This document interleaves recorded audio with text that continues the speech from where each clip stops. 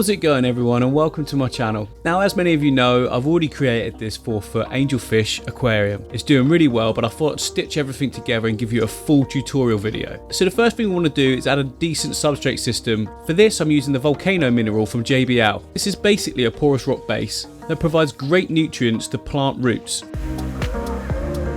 And then in the foreground, and overlapping the volcano mineral, I'm adding in this quartz-based cosmetic sand. This will give us a nice natural look in the foreground. Now you want to overlap it slightly, as I just said, on top of the volcano mineral, as this should stop any of it coming forwards and into the foreground. I'm keeping the spread really thin at the front because it just looks really tidy in a rimless aquarium like the one I've got here.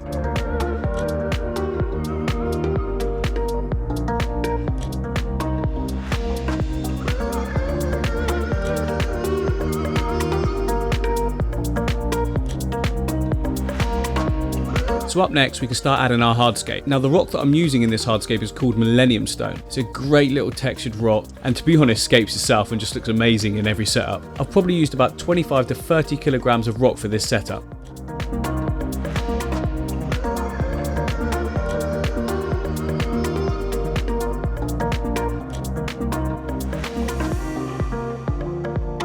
Now, starting to lay stone in a tank like this can be a little daunting, but the best way to do it is just to jump straight in. I suggest putting in your biggest pieces first and then building up around that.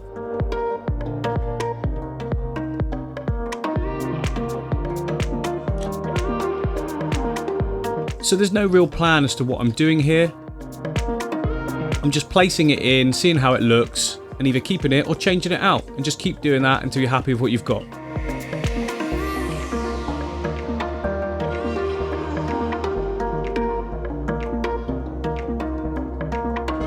And so you can see I've pretty much built a retaining wall out of the Millennium Stone, and it's behind this retaining wall that we can now pour in even more of the JBL volcano, our Aqua Soil and all that sort of thing that's going to build a big base layer now behind the rock for us to start planting into. Did that make sense? Yeah, I think that made sense. Hopefully it did. Well, you can see what I'm doing anyway. I'm also using more of the volcano mineral to plug any gaps that are lower down on the Millennium Stone. As you can see, some of the volcano mineral fell through, but I'm just using another smaller piece of Millennium Stone to plug the gap.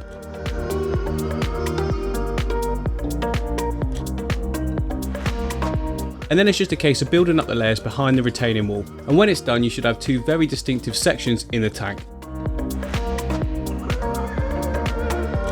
It's now time to start adding our Aqua Soil. You can use any Aqua Soil you want, but I prefer to use the Tropica stuff. I like the fine grain Aqua Soil as well. I just find it grips the plants a lot better. So we need to pour our Aqua Soil on top of the volcano mineral. This is what we're actually going to plant into, and it will anchor down the roots of the plants. I then noticed that the Aqua Soil was falling through gaps in the rocks. A great tip for you is to use this filter floss in between the gaps and then pour the Aqua Soil in. So that's what I did, and I went round and closed all the gaps I could find.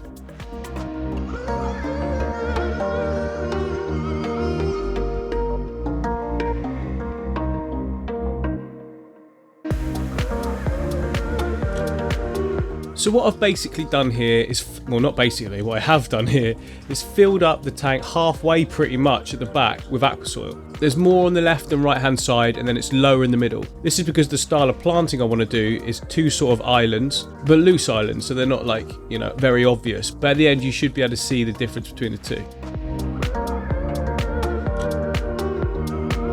So up next, I'm adding a coarser version of that Decorative Foreground sand. Now in nature, you get more of the coarser stuff near the boulders, and you know that they cluster together in that sort of way. It just looks more natural. So that's what I'm doing here. I'm placing them near the big pieces of Millennium Stone as if they have sort of eroded off over time.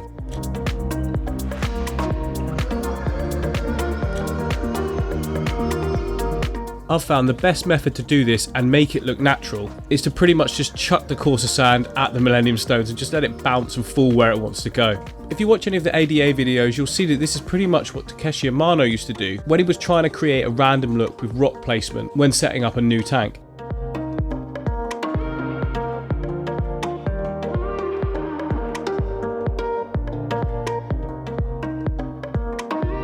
I'm then going to be using some of these sort of randomly sized, coarser grained pieces of stone, really. They're really good for adding little bits of detail. They've got different colorations to them as well, which is really nice. Again, just sprinkle them randomly, chucking them at the rocks. Keep them close to that border that we created, just to give it that more natural look. I've then decided that the foreground is missing something, so I've put this random piece of rock there. It looks a little bit odd at the moment, I will admit, but it'll all come together at the end when I can add plants to it. It'll just blend in really nice.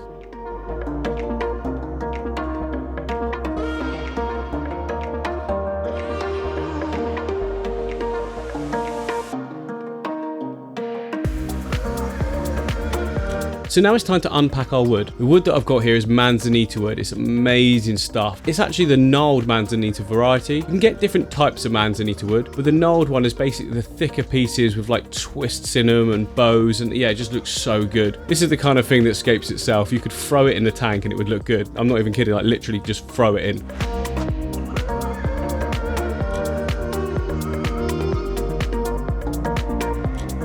So you can see here that I'm placing it on top of our rock border, and what I'm trying to do is create loads of cool little pockets that we can actually push plants into. That's probably going to sound a little strange at the moment, but it all makes sense in a minute. You'll see, don't worry.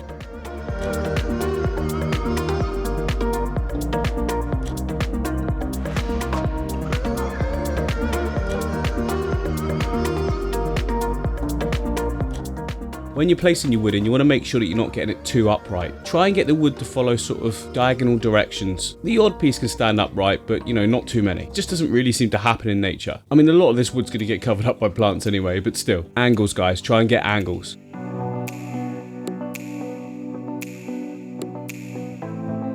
So here we have some 100% silicone sealant, completely aquarium safe. Our next job is to stick down some of this wood. We need to do this because if we don't, the second we fill up with water, all the wood's just going to float straight to the surface, and we really don't want that after all this hard work, right? Just a few little tacks here and there, and that should be enough just to hold it in place for a few weeks. After a few weeks, the wood will actually be sunk itself and won't need to be held down. Probably happened before a few weeks, but you know, better to be safe than sorry, isn't it?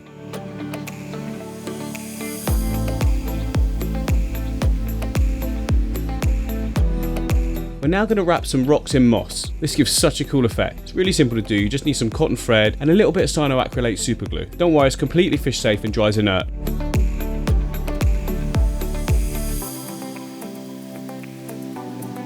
Start by placing your moss onto the rock. Then take your thread and wrap it around the moss, locking it onto the rock.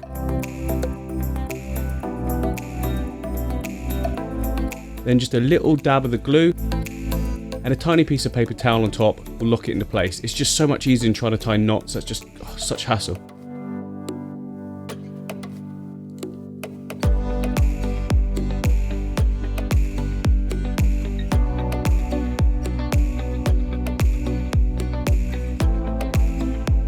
I like to spray down some paper towels as a place to store these rocks whilst you're creating them. It can be fiddly and time consuming, but it's just a case now of simply repeating the process over and over until you've got enough rocks for the size aquarium you have.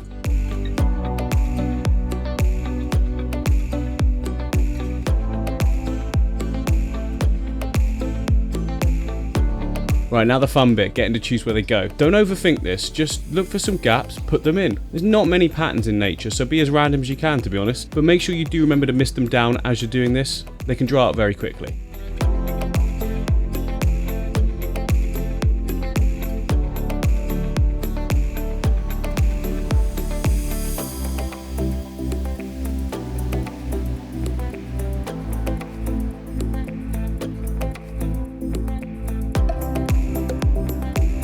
Next up, we need to prepare our epiphyte plants. For this, I'm using lots of Anubias, just your standard Anubias, Java ferns, Bucephalandra, wavy green, and also Bulbitis. To prepare the plants, all you have to do is simply remove the rock wall from the root systems, and that's it really, ready to go. Plants that have rhizomes, you can actually split them up into smaller sections if you want to. If they're plants with roots, you can split them up as well. Just make sure you break them in the right areas. Should be pretty clear where the right areas are.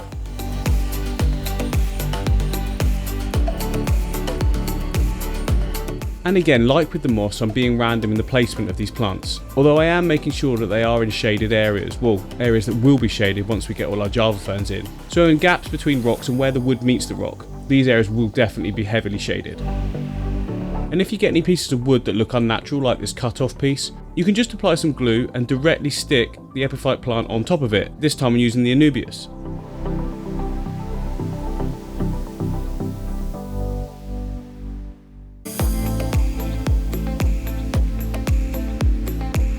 I'm now using more glue to stick plants to the wood. This time it's the Bucephalandra Wavy Green. Again, we can just use this cyanoacrylate glue. It's completely aquarium safe, guys.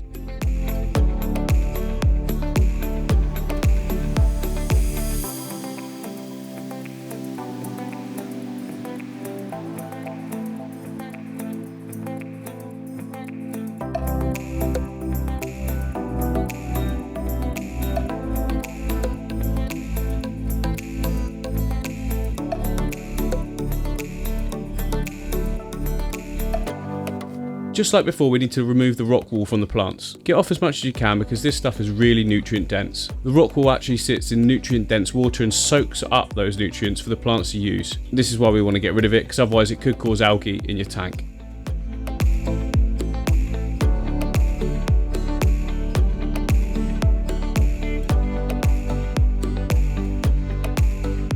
So as previously mentioned, we want to start putting our ferns in the gaps in the wood. Start with the narrowest ferns at the front and then the biggest ones at the back. We've got the trident, narrow leaf and the normal Java fern varieties here, with the trident fern being the smallest. So that needs to go right at the front, at the bottom. And then we can place the bulbitis in any gaps we want to in between.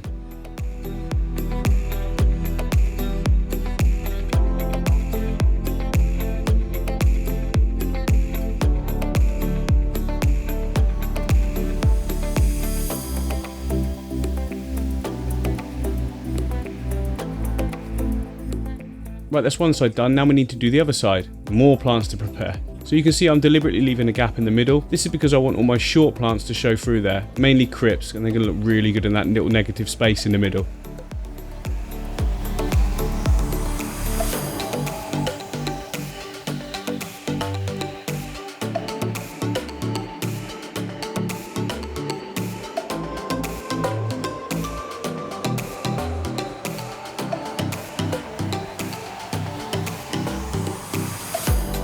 Next up, we've got our background plants, and for this I'm using Vallisneria nana and Rotala rotundifolia. Both are really easy growing plants that will grow tall, loop over, and just look like a proper jungle in there.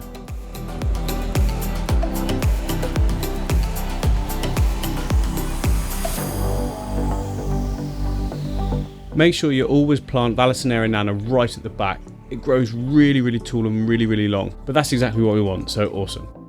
And in the middle here, we're planting our crypts. We've got Cryptocorini willisi, Crypt Wenti, Becketti, and Tropica.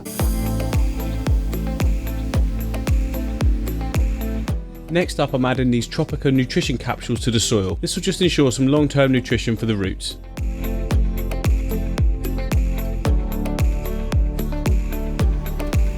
For the filtration, I'm using two Oase Biomaster Thermos, one 600 and one 250. One set of inlet and outlet at either end of the aquarium. This should create a really good rotational flow.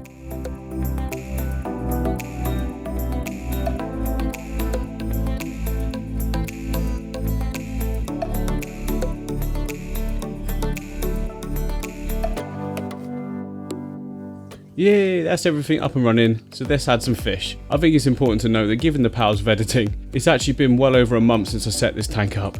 The lighting for the aquarium is just two 20 watt LED floodlights, 6,500 Kelvin colour rendition, and I'll leave a link in the description for them. Nice and cheap, but do the job really well, I think you'll agree.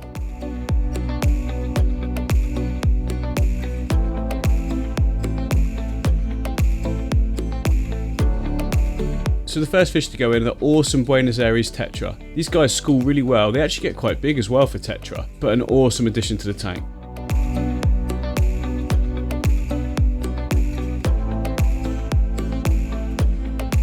Next up is our angels. I went for a mixed bag of angels here because I just want to add a bit more character rather than just a single coloured school. I just think it's more interesting to look at. We've got one black, one diamond, two gold marbled, and one autumn style.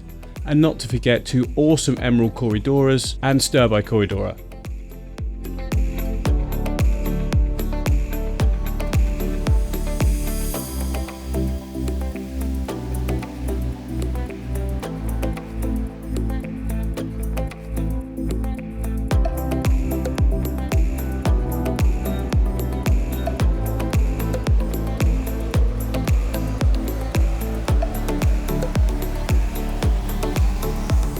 Well, I hope you've enjoyed the video, guys, and if you have, please consider liking and subscribing, and I will see you next time.